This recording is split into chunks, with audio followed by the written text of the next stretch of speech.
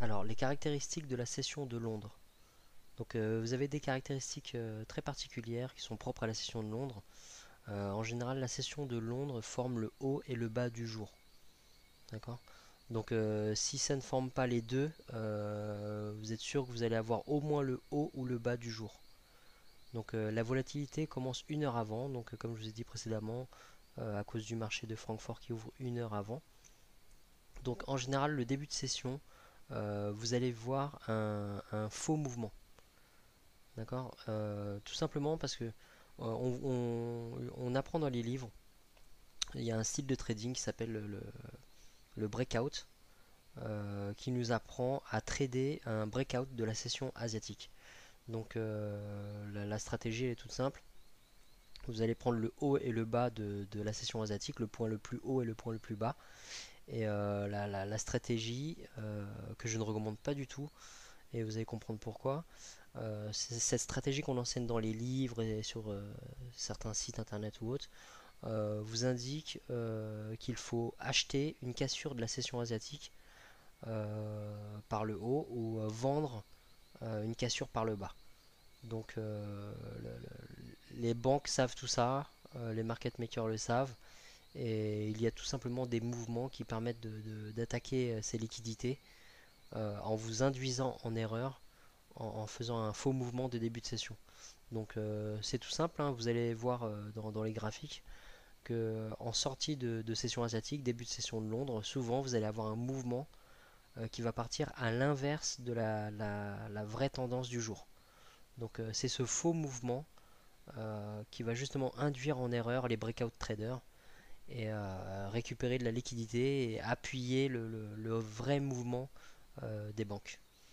D'accord. Donc je vais vous montrer dans un graphique. Alors les caractéristiques de la session de New York. Donc en général vous avez deux caractéristiques possibles pour la session de New York. Et la session de New York est la plus facile à trader parce que elle dépend de la session de Londres. Ce qui s'est passé à Londres va vous donner des indices de ce qui va se passer à New York. Donc en général, la session de New York, vous allez voir un retracement et une continuation de ce qui s'est passé à Londres. Donc surveillez bien le haut et le bas de la session de Londres parce qu'elle vous donne de gros indices. Si par exemple votre ADR est atteint sur la session de Londres, alors à ce moment-là, vous allez chercher des patterns de renversement sur la session de New York. Si votre ADR n'est pas du tout atteint, alors à ce moment-là, vous allez chercher une continuation sur la session de New York. Donc en début de session de New York, vous allez toujours avoir un retracement ou faux mouvement.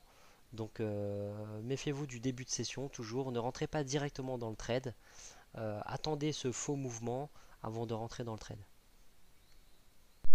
Alors les deux cas de figure que vous allez retrouver pour les sessions de Londres et de New York sont les suivants.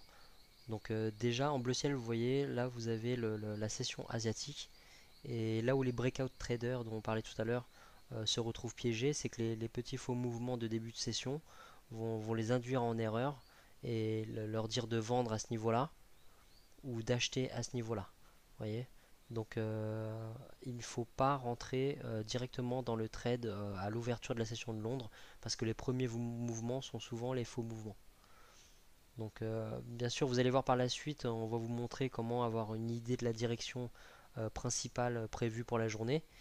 Et en général, si vous avez une tendance haussière de prévu, attendez-vous à un faux mouvement vers le bas. Donc comme vous pouvez voir dans le graphique, un faux mouvement vers le bas et c'est à ce niveau-là que nous allons chercher une pattern de renversement et c'est à ce niveau-là seulement que nous allons rentrer dans le trade. D'accord. Donc si vous vous attendez à avoir une journée en hausse et que vous rentrez dans le trade à ce niveau-là, le faux mouvement de début de journée peut vous sortir facilement du trade ou vous mettre en négatif. Donc voilà, en général à New York vous allez avoir un retracement de la session de Londres, d'accord, faux mouvement de début de session et finalement continuation de la session de Londres. Donc vous avez l'exemple sur cette chandelle là, prix d'ouverture, prix de fermeture. D'accord. Donc prix d'ouverture session asiatique, faux mouvement de Londres, tendance, puis continuation de la session de New York, retracement et on retourne en consolidation. Voilà, le deuxième cas de figure, donc toujours session asiatique, faux mouvement de début de session. Là, dans notre exemple, on part sur une tendance haussière. Donc sur une tendance haussière, attendez-vous à un faux mouvement vers le bas, toujours. Et là, dans ce cas de figure, Londres va former le bas et le haut de la journée. D'accord? Donc si en moyenne sur la paire, votre ADR indique que, admettons, la paire bouge d'à peu près 100 pips par jour, si au début de la session de New York, vous avez déjà les 100 pips atteints, cherchez un renversement au niveau de la session de New York. Surtout si vous arrivez à un niveau de résistance clé. D'accord? Donc c'est si l'ADR de la journée n'est pas atteint, par contre, à ce moment-là, voilà, donc si par exemple ici, au début de la session de New York, votre paire qui fait habituellement 100 pips est à peine à 50, 60, 70 pips, attendez-vous à une continuation sur la session de New York à travers un retracement et une nouvelle hausse. Alors je vais vous montrer dans cette vidéo quelques petits exemples de ce qui se passe en général aux sessions de Londres et de New York. Alors bien sûr ça n'arrive pas tout le temps, ça serait trop facile, mais c'est le genre de configuration que nous on recherche. Donc par exemple là, vous voyez, vous avez la session asiatique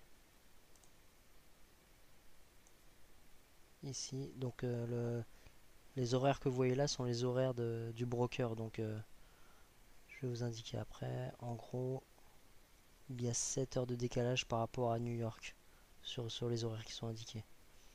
Donc l'ouverture de Londres va se faire à 9 heures. Donc c'est à peu près ici. Donc en bleu là vous avez la session asiatique. Juste vérifier. 10 heures. Voilà, c'est plutôt ici. Donc là vous avez la session asiatique. Voilà. Donc là en gros c'est 1 heure avant le début de la session de Londres. C'est le début de la session de Francfort. Donc la session de Londres réellement elle commence là. Dans cette chandelle là. Mais pour vous montrer qu'en gros sur une journée avec une tendance haussière, vous allez avoir un faux mouvement qui va partir dans le sens inverse. Vous voyez, donc en sortie de session asiatique, c'est ce qui va piéger la plupart des breakout traders. Plutôt que de partir tout de suite sur un mouvement haussier, le, le, le mouvement va être baissier. Donc beaucoup de breakout traders mettent leur sell stop dans ces zones là et se disent que si ça casse la session asiatique par le bas, alors ils vendent. Donc ils vendent dans cette zone là, ils ont quelques pips de profit, puis ils se retrouvent très très vite en dehors du trade. Donc voilà, donc nous ça c'est le genre de configuration qu'on attend. Donc la session de Londres est ici et 7 heures de décalage par rapport à New York. Donc 15 heures ici, moins 7 heures, 8 heures, 8 heures du matin, ouverture de la session de New York. Vous allez avoir ce petit retracement, d'accord, qui va souvent induire en erreur en faisant croire à un renversement du marché. Mais la plupart du temps, vous avez une continuation. Donc petit retracement, ouverture de session de New York, puis continuation de la tendance de Londres. Donc au moment de l'ouverture de New York, l'ADR est de... Bon là c'est une grosse journée, hein, mais là on avait déjà 160 pips, donc c'est vrai que là on aurait pu croire à un renversement.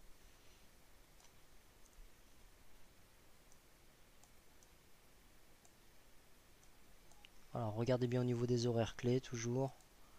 Ouverture de Londres. Donc sur mon MT4, donc moi entre 8 et 10. Donc vous voyez là entre 8 et 10. Entre 9 et 10, pardon, excusez-moi. Donc entre 9 et 10 ici vous avez l'ouverture de Francfort et l'ouverture de Londres. D'accord. Entre ici et ici. Et qu'est-ce qui se passe une fois de plus? Vous voyez cette chandelle avec un gros pic? Et bah quand cette chandelle était active, en gros tout le monde a vu une grosse chandelle baissière. D'accord? Donc là, tout le monde a vu que ça cassait la session asiatique. Donc je vais remettre un petit cadre pour vous montrer. En gros, la session asiatique. Voilà. Là, vous avez le range de la session asiatique. Et cette chandelle de début d'ouverture de Londres est venue casser le bas de la session asiatique. Donc la plupart des breakout traders, en voyant ça, en voyant une chandelle qui chute jusque là, parce que comme je vous ai dit, quand cette chandelle était active, en gros tout le monde voyait une grosse chandelle rouge. Donc tout le monde s'est mis à vendre, sauf nous, bien sûr. Bien sûr. Donc nous on sait que c'est un faux mouvement. On sait que c'est l'ouverture de Londres qui a ce genre de mouvement. Donc voilà, sur une tendance haussière, on s'attend à ce genre de mouvement. Donc tout de suite après, vous voyez, qu'est-ce qui se passe? Ils sortent très très vite de cette zone-là.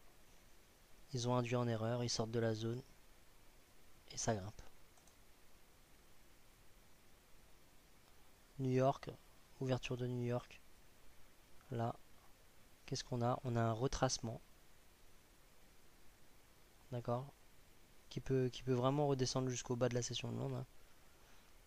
Et là, on est dans un des deux cas de figure que je vous ai montré dans les schémas précédents, où Londres, l'ouverture de Londres, enfin la session de Londres, a formé le bas et le haut de la journée. Ok, donc vous voyez là, on a vraiment le haut et le bas de la journée formés à Londres. Après, on a un retracement à New York, et après, ça part en consolidation. Mais en gros, la session de Londres a formé le bas et le haut de la journée.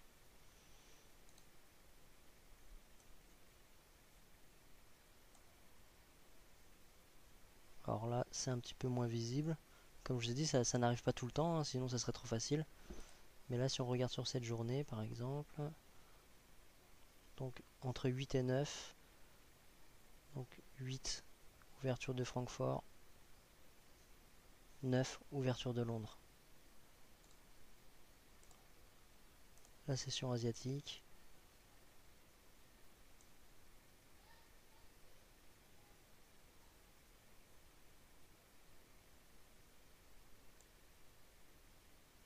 Donc vous voyez la session asiatique. Qu'est-ce qui se passe à l'ouverture de Londres? Une fois de plus, on a cassé le haut de la session asiatique. Donc les personnes qui ont vu ça, souvent, soit ils sont présents et ils voient la chandelle qui est entièrement qui grimpe ici là. La chandelle quand elle est active, on a une forte hausse, donc il n'y a pas de pic, hein, au moment où la chandelle est active. On a une chandelle qui est pleine et donc tout le monde voit une grosse chandelle verte, entièrement verte, et tout le monde se dit ah bah voilà, ça a cassé la session asiatique, donc ça va grimper pour Londres. Et finalement, vous voyez, ce sont des chandelles de 15 minutes, donc en moins de 15 minutes, les personnes qui ont acheté en voyant ça, ou qui ont placé leur limite avec des buy stop, se retrouvent tout de suite sortis de leur trade. En 15 minutes, hein. La chandelle là, c'est 15 minutes. Donc vous voyez, 3 journées d'affilée, il y a toujours cette feinte que les market makers font au début de la session de Londres. Maintenant, regardons la session de New York. Qu'est-ce qui se passe? Voilà, session de New York. Donc là, on n'a pas de retracement. On a une continuation de la session de Londres. À Londres, on a eu une chute. Et à New York, on a eu une chute également.